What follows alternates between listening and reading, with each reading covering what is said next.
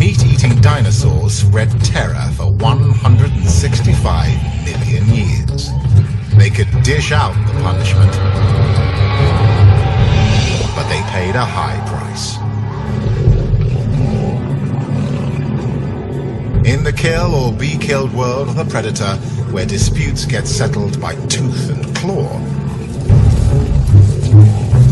a broken bone or infected wound can spell a slow, agonizing demise. It was no different back in the rough and tumble Cretaceous. Mighty meat-eaters like T-Rex mixed it up with prey and predator alike. They suffered colossal injuries that would kill most predators today, and limped through a land rife with deadly infection and disease. Yet, they became some of the most successful animals ever to live. Gonzo paleontologist Phil Manning wants to know what made dinosaurs such tough survivors. Phil's quest for dinosaurs' secret healing powers begins by catching a fearsome meat-eater that still bears its war wounds 65 million years later. This T-Rex's violent past has drawn Phil to Chicago's Field Museum to meet with museum paleontologist Pete Makovicki. She's a big girl. Oh yeah. When you get this close, you really understand the magnitude of these animals. At one gulp and we could fit inside her chest. Her name is Sue, the largest T-Rex ever found. Inscribed in Sue's bones is a blood-drenched biography full of violence, pain, and suffering.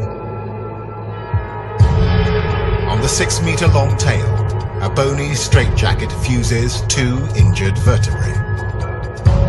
On her left leg, a severe infection gnawed deeply into the bone. And that's her good side. Turn her around, and her upper arm bone is injured, the shoulder bashed. Below, 3 ribs cracked like twigs. How did she manage to survive all this?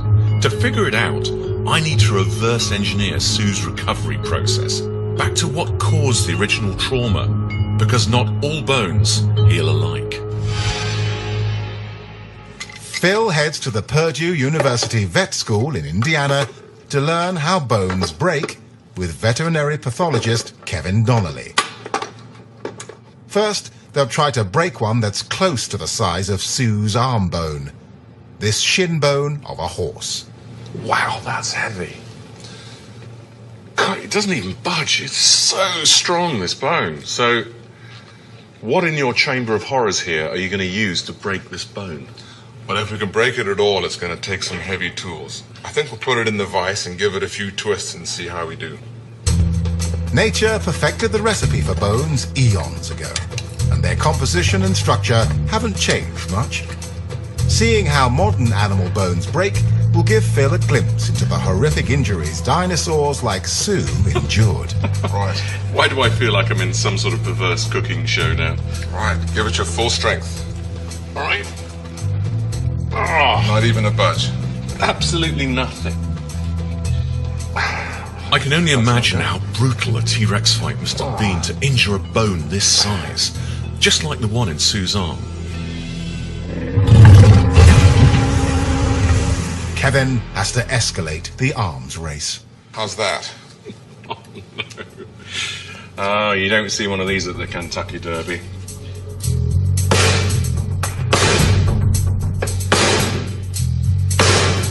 But even the axe barely scratches the bone. How's that? Tough? It's incredibly tough. I think I could probably get through it if I had maybe half an hour of hammering away like a lumberjack. I think you probably need a slightly smaller bone to match our smaller efforts. Phil's got a real feel now for the mighty whack Sue's arm must have taken. Next, he tries a pig's thigh bone, about the size of one of Sue's broken ribs.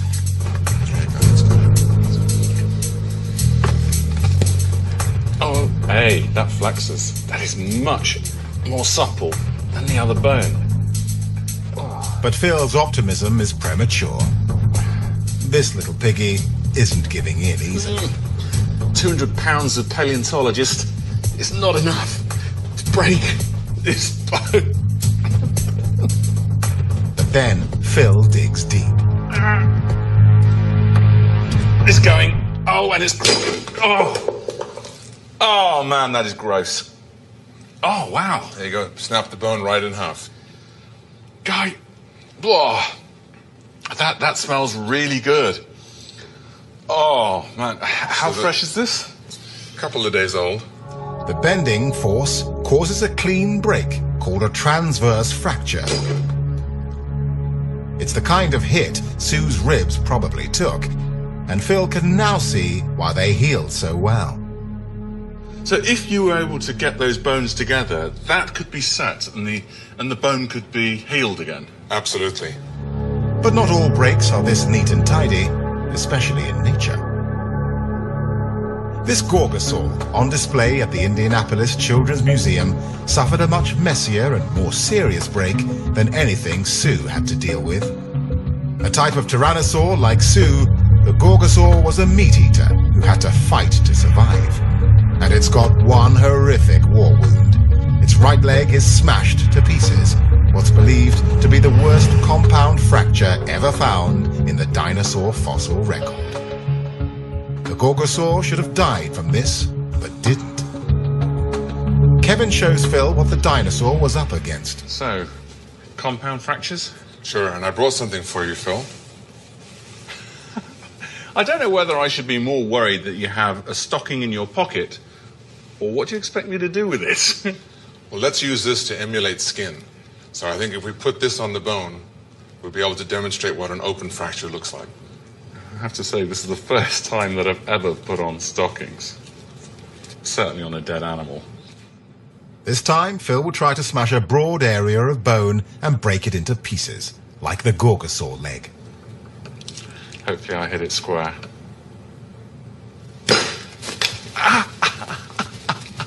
Ow! The bone went up into my thumb. The blow strikes across a wide area, producing fractures in all directions. That would really hurt. That bone shattered very nicely, and there's multiple pieces. Oh, ugh, that is grim. So there's a shard of bone sticking right through as if it was poking through the skin. It would have been a devastating blow to the Gorgosaur's leg, making the job of knitting the bone together much tougher. With a shattered leg, the Gorgosaur had a hard time pursuing prey and faced starvation. For many animals, a broken bone is the end of the story, but both Gorgosaurus and T-Rex survive such trauma. I want to know what happens next. How does bone repair? The first clue lies deep inside the bone, a place few people have visited. It's strange how it's a popular misconception that bone is dead by many folks. Though bone boasts a tough, rugged exterior, it's really soft at heart, teeming with vital cellular activity. This red tissue here is bone marrow. Those are the cells that make the red and white blood cells that go around our veins. They start out in the bone marrow. When a bone fractures, this tissue springs into action. Cells in the marrow and lining transform into specialized repair cells. They shore up the damage and begin rebuilding. How long that process takes depends on whether the animal's warm or cold-blooded. And when it comes to dinosaurs, no one's really sure. The Gorgosaur healed from its horrific injury. And similarly, Sue managed to heal her fractured rib cage. New bone growth joined the cleanly broken ends. But not all her ribs healed so nicely. This one actually, the callus growth initiated, but the two broken halves never quite merged. There's actually an open space between these two ribs, so that would have hurt for a long time all through life. Bones are engineering marvels, adapted for healing, but sometimes things can go badly wrong along the way. To gauge a Tyrannosaur's chances for recovery, I think I need to look at how a large living animal today repairs its injuries. No ordinary paleontologist. Phil's ingenious advances to the science come from looking beyond his field. And so he heads to rural Pennsylvania, where there's a big demand for state-of-the-art surgery on large animals. Orthopedic veterinarian Dean Richardson has treated hundreds of bad breaks in the big bones of horses. In some ways, these animals aren't so different from tyrannosaurs. One of the common descriptions of horses is to describe them as either suicidal or homicidal, one or the other. But horses figure out many, many ways of hurting you and hurting themselves, every possible way. Like tyrannosaurs, horses have powerful, heavy bodies. Their legs can handle huge stresses up and down the bones. One wrong step on rough ground or cornering at high speed loads the limb in an abnormal way, which can break a limb bone.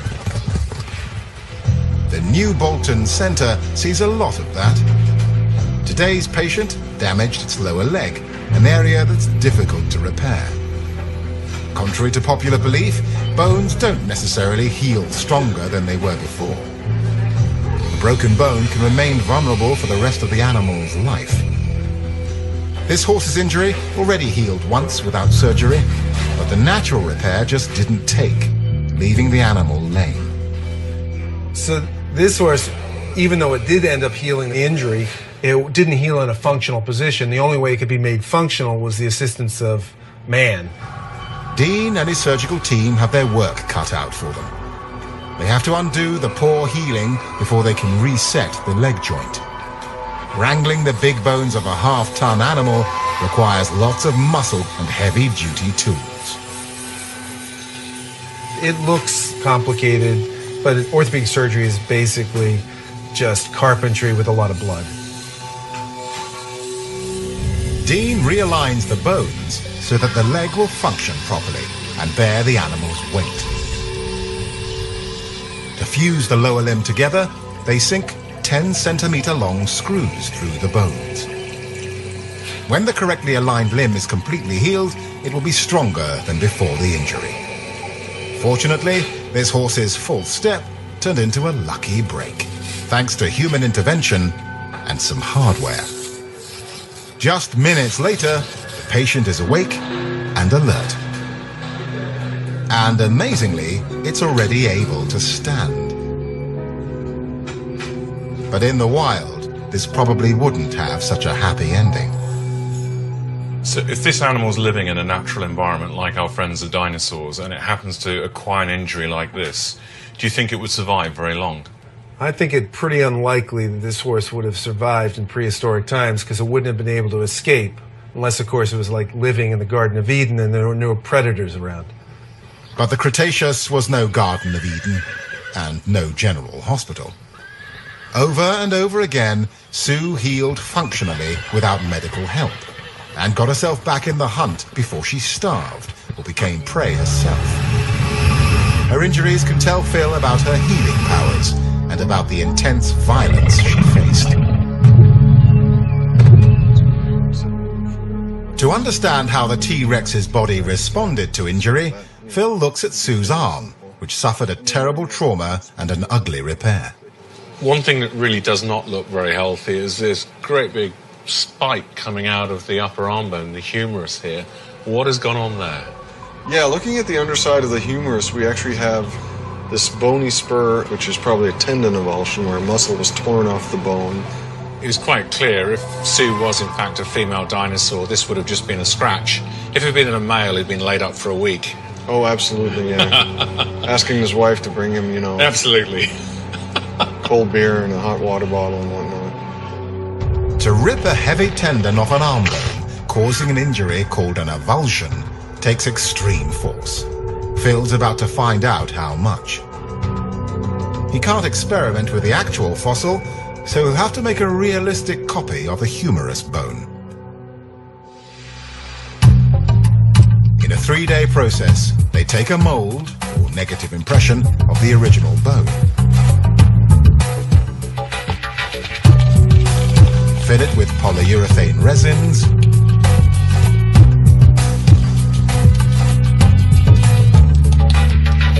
and cast an exact replica of the arm. That looks about done. Phil joins Pete and museum curator Bill Simpson to reenact the tendon avulsion injury, which means subjecting the freshly cast humerus to some Cretaceous-style abuse. This is what actually came out of the mold, and as you can see, this is an extremely high-resolution positive copy of the actual bone itself. A tendon connects the arm muscle to the humerus bone. Tendon and muscle work together to pull on the bony framework. But sometimes they can get stretched beyond their limit. For the demo, Bill uses a rope as the tendon, embedded and glued into the bone at the attachment point. Phil, you can be the muscle. Here's the tendon. I think Sue had more muscle in her arm than I have in my whole body. So, Bill, you and I will kind of clamp this down and serve as Sue's body mass or inertia, and then Phil can be sort of the action of the muscle, and he's sort of pulling downwards, which is the direction that that tendon would have had in life. Why do I get the feeling that you guys are going to be much more stable than me? It's not called an injury for nothing, Phil. That's what worries me. Phil's got to put everything he has into it. Bloody hell. Yep. There we go. Okay. And it took out a piece of bone with it. An injury like this takes an enormous amount of force. Sue didn't get it while frolicking in the forest. It doesn't happen from just natural action of the muscle. There's usually some kind of added impact or stress on the limb itself. To find out how well Sue healed from this severe injury, the team needs to examine the arm bone with a medical CT scanner. They can't do it in the museum, and Sue won't fit in an ambulance. So Bill and Pete must delicately remove the priceless bone from the mount, being careful not to inflict more damage. As much as Phil would like to help, only Bill and Pete have the authority to perform this operation. This is the last of the 4 screws, so the humerus should be getting loose. Okay, I got it.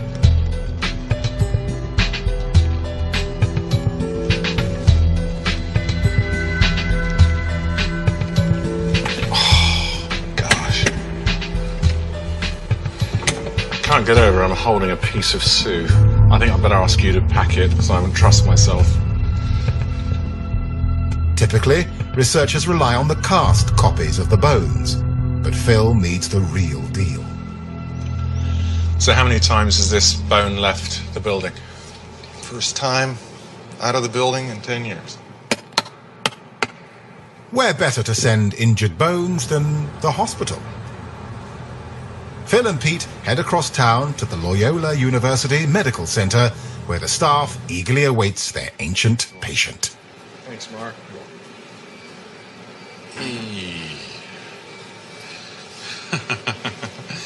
Feels kind of odd putting these into a CT scanner like this. I must admit, I am nervous that we're using a piece of kit like this, because that's really dense. And whether they will actually get through the bone will be very interesting. Yeah, I mean, you know, especially on a medical scanner, it's designed to go through human bones, and of course both these bones are much more robust than anything in the human body, and to boot, they've been fossilized, so their density is going to be much greater than that of living tissue. Fingers crossed. It's easy to forget that fossils aren't really bones, but precise mineral replicas of bones. Not quite what the medical CT scanner was designed to look at. If the scan can penetrate the fossil, it'll be the first time we can actually see how efficiently Sue healed severe injuries. The CT scan snaps individual X-ray slices down the length of the bone, then stacks and collates those pictures to form a 3-dimensional model.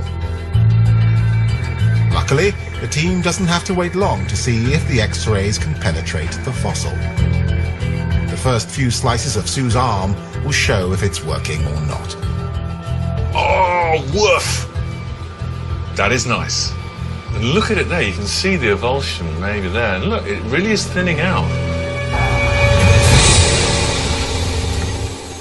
How does this compare to human bones? It's very similar, actually. I love it when people It's say very that. similar. That's good to hear. It should be. It's the same toolkit. After the scan, technician Raymond Matoya uses a high-power computer to render the X-rays into 3D models. The model reveals that the trauma to the bone was more extensive than first suspected. That looks brutal. It really does. It's just a huge pit that was eroded out of the bone after the tendon avulsion itself. The CT scan confirms that Sue repaired the deep wound. New bone, the bright white material, buttresses the site like a castle wall. This suggests an intriguing possibility, far different from a horse's injury. Do you think it's possible that we're seeing compensation for the fact the bone has been hit with such trauma that when it has repaired, it's stronger than it was originally in those sort of areas? That could be. I think that would require a little bit of sort of engineering and modeling to figure that one out. That's exactly what Phil has in mind. I hope the data from the CT scan holds all the information I need to test the repaired bone and see if it's really as strong as it looks, because the alternative test isn't pretty. The easiest way to test the strength of something is to drive it to the breaking point. And that's what happens at an Indiana test track in the United States. At CAPE, the Center for Advanced Product Evaluation, engineers count down the final moments before a crash test.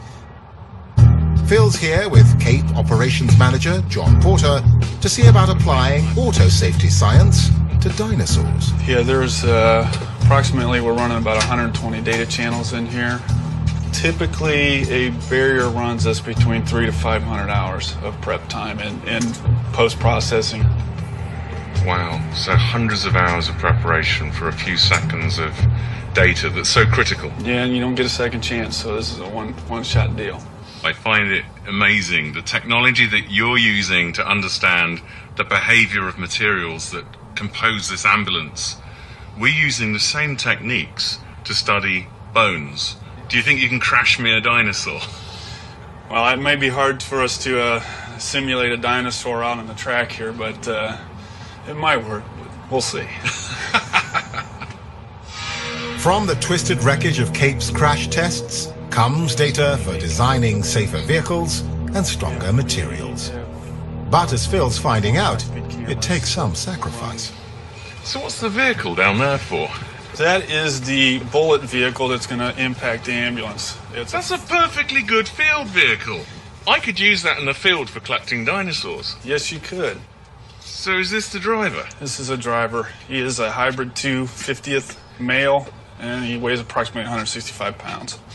I hate to tell you, buddy, they're about to wreck your car. And it's a nice car. I'll give you $50 for it. They're going to destroy it. For safety, the truck's drained of fuel and hooked into a cable tow system that runs under the track. Okay, Kent, we're hooked up. Just a minute to go. The cameras and computers are armed to record. Phil finds a safe vantage point. That means get out of the truck, I take it. Evacuate the vehicle. Everybody should be clear. You're clear for launch out this end. 5, 4, 3, 2, 1, launching. The tow system accelerates the truck to precisely 50 kilometers per hour. There goes my car.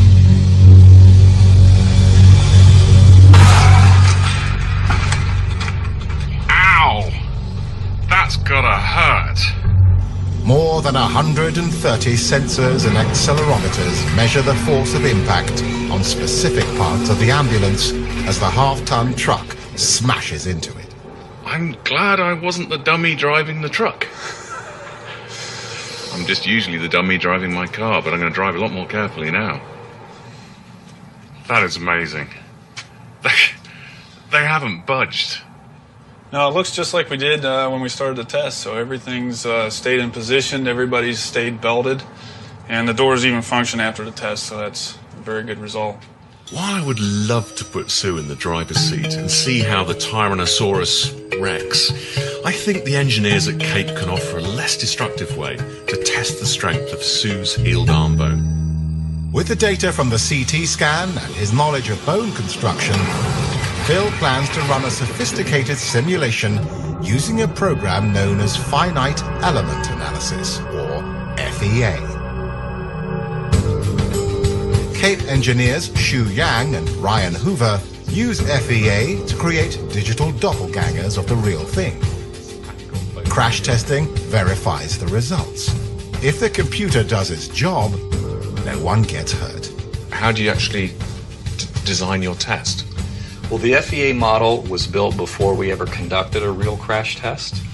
And that's really the whole purpose of the model in itself, is to be able to run through the different scenarios, different speeds, different configurations of the fire truck, all in the simulation world.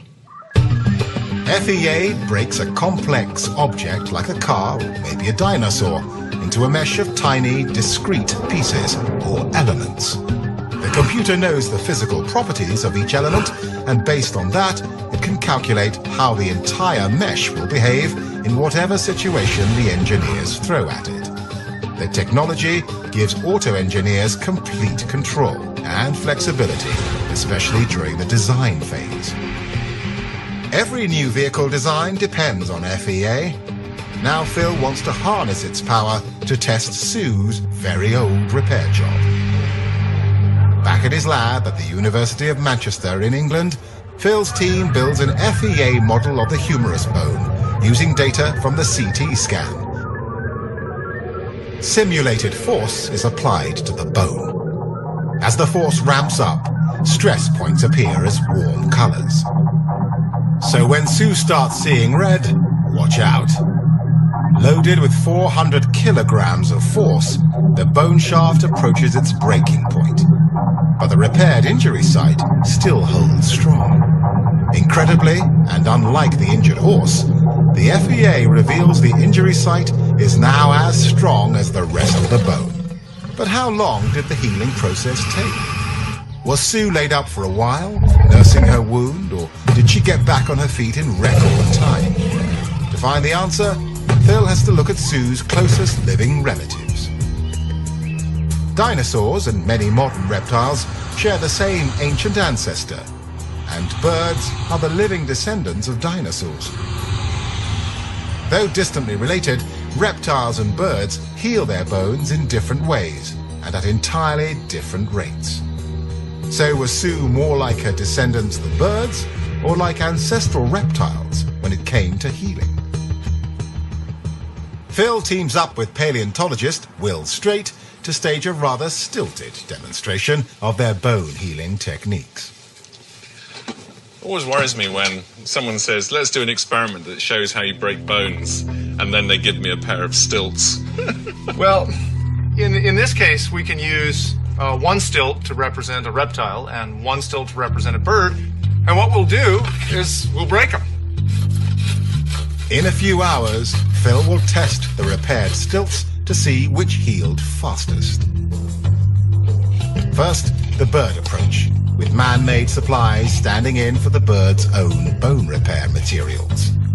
Well, the first thing that birds do after they break a bone is produce a great deal of soft tissue in the wound. That soft tissue very rapidly turns to bone, very rapidly.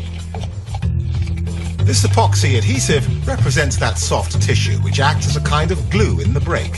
Thanks to their consistently high metabolism, birds can produce as much glue as they need. Time to mend our break. For the reptile break, Phil mixes a smaller pot of glue. Cold-blooded reptiles have a slower metabolism and can't replace soft tissue with new bone quickly. especially when they have no source of external heat. That means it's life in the slow lane when healing. Reptiles may take upwards of 2 years to repair a bone break if they don't get the heat they need, or if it's intermittent. And they have an unfortunate dilemma. Do they then walk on that limb while they're trying to find food? All right, I'm already a little bit nervous about this as a mend, because there is just not enough glue here.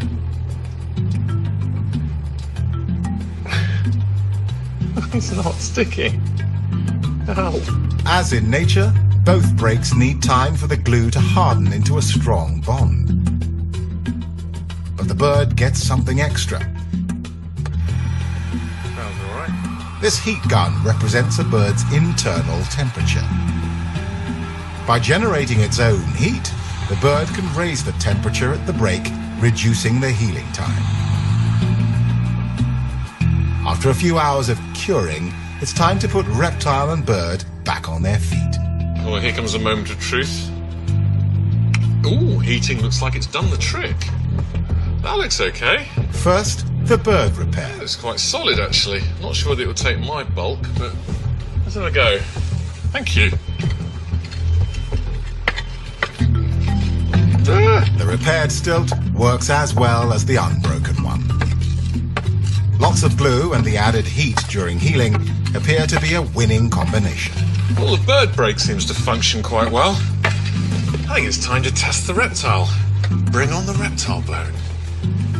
The reptile stilt got the same repair time as the bird, but with less glue and no heat. Why do I feel nervous? Because I just know this hasn't set as well. Oh, crikey. I can feel it moving, actually.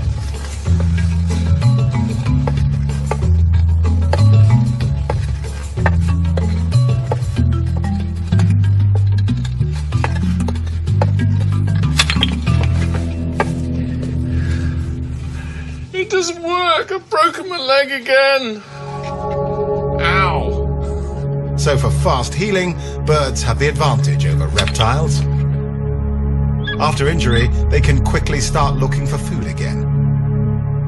And that's crucial, because birds have to eat a lot to stoke that internal furnace that comes in so handy in a medical emergency. Somewhere between slow-healing reptiles and fast-healing birds stood the dinosaurs. I'd like to find out if dinosaurs were fast healers, like the birds, or slow to heal, like reptiles. In his lab at Northern Virginia Community College, Will Strait tries to extract the answer about the speed of dinosaur healing from dinosaur fossils. You've got living animals which you can actually observe the healing process, but with an extinct animal, all you've got left is the bone. How can you sort of pull apart what's happened with it? Well, there is one piece of information we can collect that kind of gives us a window onto maybe the process of healing, and that's to check the temperature at which the bone was manufactured. To do that, Will grinds dinosaur bones that suffered a traumatic injury. You're drilling precious dinosaur bone. Museums don't like me very much. Will drills into the fracture site and samples the fossilized bone around it, where new tissue grew to repair the break. He wants to see if, as in birds, the break site heated up. And actually, that's enough for a single sample. And when I run this through the instrumentation, it'll tell me whether or not the temperature is elevated or normal for that spot. So it's a bit like playing blind man's bluff when you're sort of getting warmer, warmer, and warmer as you're getting towards the trauma. He takes samples at increments along the bone, from normal tissue all the way to the healed fracture, so he can make a comparison. When bone heals, it locks within it a specific kind of atom, called an oxygen isotope. The hotter the bone, the more of these oxygen isotopes are captured. And that's what Will's looking for in the bone powder. He'll compare the isotope ratio of normal bone to the injured bone. And out of tiny amounts of bone powder comes a hugely significant finding. basically what we found was that the coldest bone was here in the shaft where there isn't much of an injury, but the bone around that forms in the trauma, called the callus, that can be relatively hot by as much as 4 degrees. According to these isotopes, the spots on a bone as gnarly as this one can be as much as 6 degrees warmer. So this really is the closest you're going to get to literally shoving a thermometer into a dinosaur and finding out how this thing actually functioned when it's repairing itself. Will's research suggests that after a fracture, the repair process kicked into gear. The dinosaur's body began filling the fissure with large-celled cartilage, the same way reptiles do today. But then it turned on the heat. Increased cellular activity along the break raised the temperature, speeding the transformation of cartilage into bone. This brilliant innovation enabled Sue to get well soon, before food and luck ran out. Dinosaurs may have been the first to evolve this rapid bone healing technique. In Sue's case, her bone healed to the same strength as before. It was a secret weapon that turned the already fearsome Tyrannosaur into a true superpower. So for a mighty meat-eater, broken bones were a setback, not necessarily a death sentence. Phil's FEA crash test of Sue's arm reveals a healed bone built to withstand punishment. And the rapid rate of healing shows that a broken bone didn't stay useless for long. As far as we know, dinosaurs are the first big animals to heal this way. Phil wonders if Sue's age factored into how well her bones healed. He heads back to Chicago, where Pete Makovicki takes a close-up look at Sue. A thin slice of a broken rib might hold the answer. Like trees, dinosaurs followed a yearly cycle of fast, then slow growth, producing a telltale ring of new bone each year. The wider the ring, the more the growth. Under the microscope, Sue's life history comes into focus. It looks quite beautiful, actually. It looks like a piece of artwork. But what does it actually show us? Well, you're looking at about the last half of Sue's life in terms of her growth record. This would be the 15th growth ring, the 16th, 17th, 18th, 19th. And then the outermost layer actually packs about 9 growth rings into it, which tells us that at age 19, she reached her mature size. This means Sue probably broke her ribs about the time she became an adult, at least 10 years before she died at the ripe old age of 28.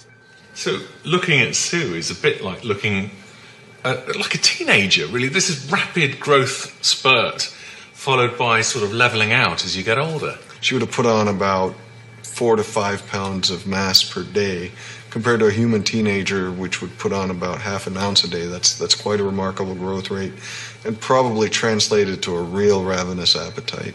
I must admit, I don't know any 18-year-olds who are 45 feet long and probably weighed in at 5 tons. No, you need a real giant fridge for them to raid, when they get their hunger pangs. That's true.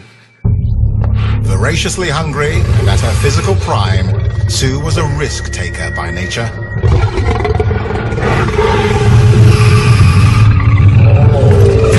She likely looked for food and found trouble, getting injured but healing quickly. A dinosaur's speedy recovery meant it was less vulnerable to large predators or starvation. But I'm thinking about the most insidious killer of all, infection. We don't see much of it in the dinosaur world, and I want to know why. Bite wounds are an open invitation to infection, and the Gorgosaur got a wound clear down to the bone. To stand a chance, it needed a little time to repair its leg.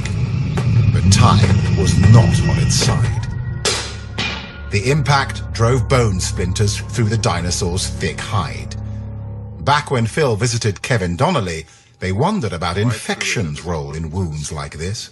That's going to cause huge problems because, of course, skin is this wonderful barrier between the environment and the innards of the animal.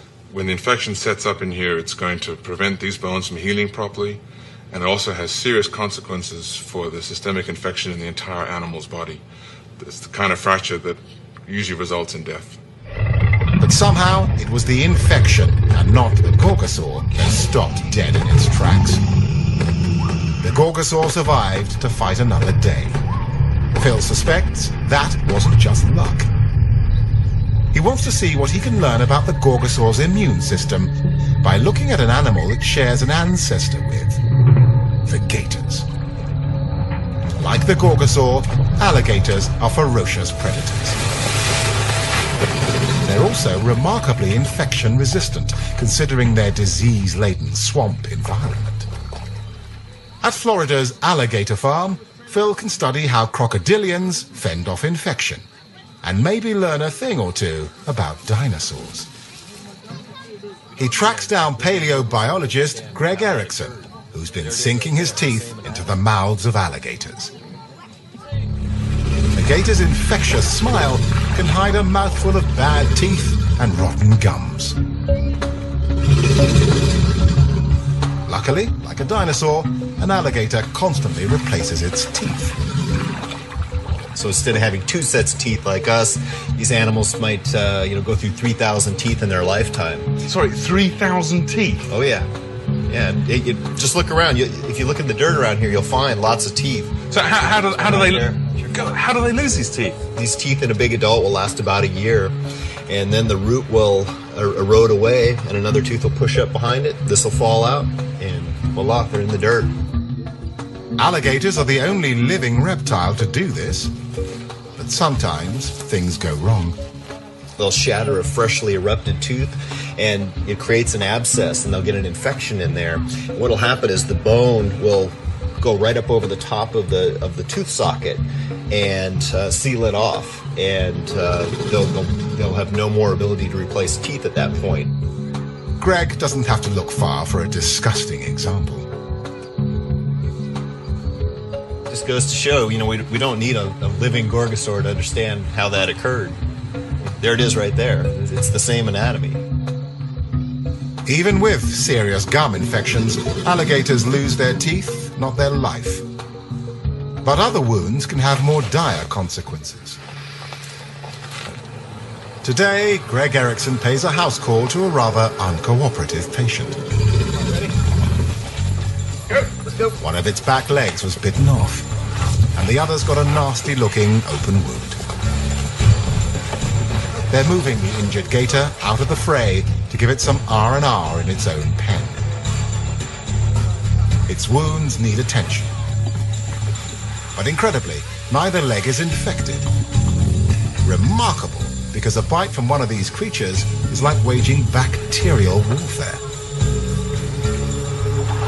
The Cretaceous world of the Gorgosaur wasn't so different. A diet of raw and rotting flesh doesn't exactly promote oral hygiene. So a dinosaur bite could deliver death two ways: fast kill and slow infection. To prove the power of an alligator's bite, Greg's going to measure its bite force. Easier said than done. All right, you can go ahead and slide the mouthful off. Like the Gorgosaur, alligators live and die by their long, toothy jaws. Okay, everybody hang on. Wow. What a nice set of dentures you have, my friend. Ah, I missed it. Ready? Do it again. Ready? Yep. Oh, yeah. Good bite. 2,210 pounds. When you say 2,000 pounds, what's that? Is that like a 2,000 pound weight landing on your foot? Yeah, a ton of bite force. So it's if this animal were to get a hold of you, if you can bench press a ton, you can get out. Otherwise, you're pretty much there for the rest of the day. If an alligator has that power, just imagine the bite force of a tyrannosaur. Obviously, depending on the size of prey it's going to attack, what sort of things can these jaws deliver in terms of injuries? Well, just the blunt trauma of being hit with a ton of force like that is going to cause damage. It can shatter bones, induce immediate shock. You can imagine, it's like getting hit by a car. Yep. With similar force, a Gorgosaur's bite could shatter bone and drive infection deep into the wound. Yet, the Gorgosaur managed to dodge infection. Biochemist Mark Merchant thinks that Gorgo's cousin, the gator, might help explain how. He seldom sees truly serious, life-threatening infection in these animals, and he wondered why. While growing up in southeast Texas, I was around gators my entire life. I did a lot of fishing and hunting in areas where there were a lot of gators, and I noticed that they would be missing limbs often, but they heal very rapidly, and in fact, without infection, typically. Right. Mark reasoned that if gators had unusual immune systems, perhaps humans could someday reap the benefit. 6 feet. To test his theory, all he needs is some blood. The gator wants the same. Make sure you use plenty of tape now. There's no time to be cheap here. Do you want me to keep the tension on this? Yes, please. Okay. You didn't need asking twice then, did you? All right, Christy? Yep. You got it? You got it? You got it? Got my leg. Mark must collect blood from live alligators so he can study the immunity properties. No, you're okay. Most of the immune system components are in the blood. And to extract this information each time you have to do this. Yeah, it's... You're insane, man. This is the fun part of the job. The fun part? Oh, man. Mark managed to coax some gator blood without shedding a drop of his own. At least, until now. I'm going to draw a little bit of my own blood. I use this as normal human serum, which is a bit problematic, if you consider me normal. But I'm not going to answer that one. I've just seen you riding a gator. There's nothing normal about riding a gator. So I can draw just a little tube of human serum here, and we'll compare that. Once Mark collects his gator and human blood samples, he isolates the part of the blood that contains the infection fighters. He wants to see if gator blood delivers a bigger bite against disease. So you're literally separating out the different building blocks of blood? That's correct. We're going to separate the cells, the red and white blood cells, away from the clear part, the liquid part that we call plasma. After spinning the blood at high speed in a centrifuge, the lighter plasma containing the infection fighters rises to the top. I'm putting gloves on for this, especially because we're dealing with your blood. Who knows what's inside your blood? The yellowish plasma contains proteins and infection-fighting agents. There's more plasma in the gator's blood on the left than in Mark's on the right. Then Mark prepares a batch of nasty bacteria called MRSA, a strain that notoriously resists antibiotics. What I want to do now is I want to take this mixture and put it onto this petri dish. Mark spreads the bacteria over a nourishing growth medium, where it will flourish overnight. If you plate the bacteria, spread the bacteria without adding any serum, here's what you see. Look at all the bacteria. There's probably maybe 500 or 600 bacterial colonies, and each one of that represents a single bacteria.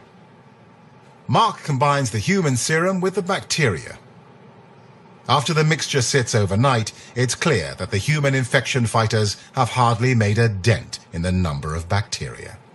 By the same token, if we spread the bacteria that has been mixed with the alligator serum and let it incubate overnight, you can see that the alligator serum has really, really reduced the number of bacteria greatly. It's actually wiped it out. The alligator serum probably killed roughly 95 to 98% of the original bacteria that it encountered. Well, there's an incredible difference. You know, what makes the alligator blood so super efficient at fighting the bacterial infection? Our studies have shown that the alligator serum has a lot of the same proteins and molecular mechanisms to fight infection that humans do. But it turns out that theirs is much better than ours.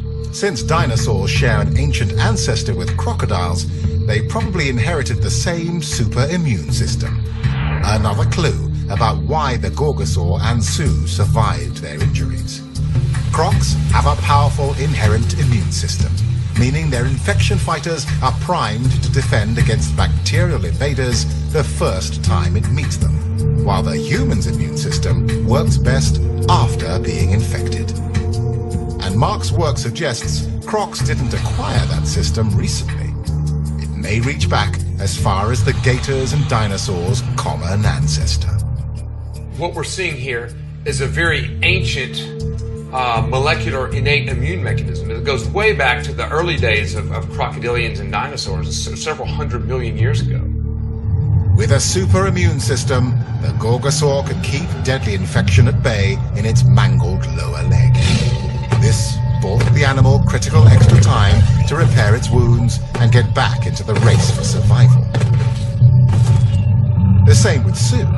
Suffering multiple injuries from her risky Rex behavior, she may have relied on super infection fighters and fast healing bones. Tyrannosaurs were tough. And now, thanks to medical CT scanning, FEA crash tests, and a bit of crocodilian blood work, Phil's figured out precisely how tough. His investigation suggests that never before has a group of animals been so close to indestructible. First, dinosaurs possibly came armed with a brilliant immune system inherited from their crocodilian ancestors. Then, like birds, they adapted to quickly heal their bones, and sometimes came back stronger. Combined with a powerful frame and ferocious weaponry, these superpowers transformed tyrannosaurs into nearly bulletproof predators, ideally suited to a long, long life in the perilous world of the Cretaceous.